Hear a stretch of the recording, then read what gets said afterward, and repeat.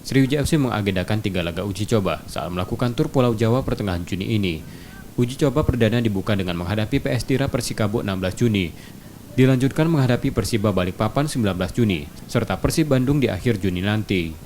Neil Maizar menerangkan, tur latih tanding dijadikan untuk mengevaluasi anak asuhnya.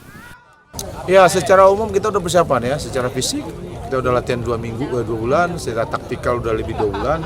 Nah nanti tentu perlu uji coba dengan kekuatan yang lebih tinggi daripada tim ini dan yang setara. Kita coba Tira Kabu kan Liga 1, Persiba Balikpapan kan Liga 2. Terus nanti terakhir kita lawan Persib Bandung Liga 1.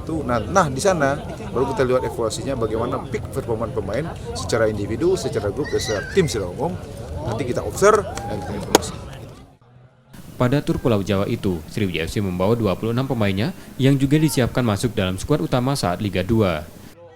Nur Muhammad, Kompas TV, Palembang, Sumatera Selatan.